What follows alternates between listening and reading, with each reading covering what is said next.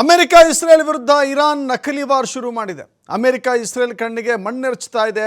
Iran ಚೀನಾದಿಂದ ಲಕ್ಷಾಂತರ ನಕಲಿ ಯುದ್ಧ ಸಲಕರಣೆಗಳನ್ನು ಖರೀದಿ ಮಾಡಿದೆ ಅನ್ನೋ ರೀತಿಯಲ್ಲಿ ಈಗ ನಕಲಿ ಶಸ್ತ್ರಾಸ್ತ್ರಗಳ ಖರೀದಿಯ ವಿಚಾರಕ್ಕೆ ಸಂಬಂಧಪಟ್ಟಂತೆ ನಡೀತಾ ಇರುವಂಥ ಮತ್ತೊಂದು ರೀತಿಯ ವರಸೆ ಇದೆ.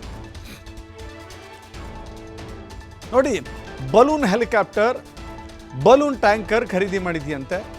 ನಕಲಿ ಯುದ್ಧ ವಿಮಾನಗಳು, ವಾಯು ರಕ್ಷಣಾ ವ್ಯವಸ್ಥೆ ಖರೀದಿಯಲ್ಲದೆ ಕಾರ್ಡ್ಬೋರ್ಡ್ ಸೀಟ್ನಲ್ಲಿ ಡಮ್ಮಿ ಜೆಟ್ಗಳ ನಿರ್ಮಾಣ ಆಗಿದೆಯಂತೆ. ಹೀಗಾಗಿ ರಣರಂಗದಲ್ಲಿ ಅಸಲಿ ಸಲಕರಣೆಯಂತೆ ಇರಾನ್ ಅದನ್ನು ಬಿಂಬಿಸ್ತಾ ಇದೆ. ಅಸಲಿ ಸಲಕರಣೆಗಳ ರೀತಿಯಲ್ಲಿ ನೋಡಿ, ಈ ರೀತಿ ಅದು ಅಸಲಿಯೇ ಎಲ್ಲ ನಕಲಿ ಅಂತ ಹೇಳಲಾಗ್ತಾ ಇದೆ. ಇಸ್ರೇಲ್ ಜೆಟ್ಗಳ ಕಣ್ಣು ತಪ್ಪಿಸಲಿಕ್ಕೆ ಪ್ಲ್ಯಾನನ್ನು ಮಾಡಿಕೊಳ್ತಾ ಇದೆ. ಇಸ್ರೇಲ್ ಶಸ್ತ್ರಾಸ್ತ್ರ ಕೋಠಿಯನ್ನು ಖಾಲಿ ಮಾಡಿಸ್ಲಿಕ್ಕೆ ಈ ಯುದ್ಧವನ್ನು, ಅಲ್ಲಿಗೆ ಈ ಎಲ್ಲ ಯುದ್ಧ ಸಾಮಗ್ರಿಗಳನ್ನು ಒಂದು ಕಡೆ ಇಟ್ಟುಬಿಡೋದಪ್ಪ.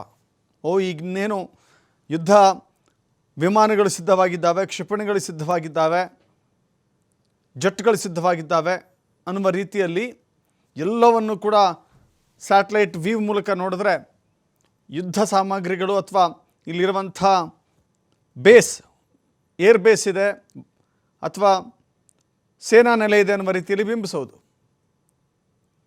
ಅದನ್ನು ನೋಡಿ ಇಸ್ರೇಲ್ ದಾಳಿ ಮಾಡುತ್ತೆ.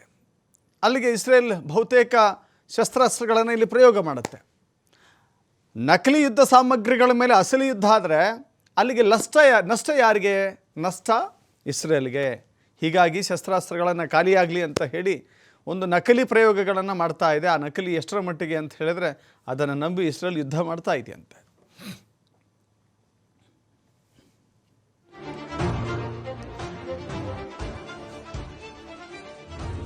بتاع الشاي بص الواد احنا طالعين تلاقي امك اللي جايبها لك. بص بقى يا سعفان، احنا بنعرف هنا يا جماعه ندخل كتاب يبقى تصحيه عند الكارته ماشي، او لما اطلب بسم الله الرحمن الرحيم. ايوه يلا.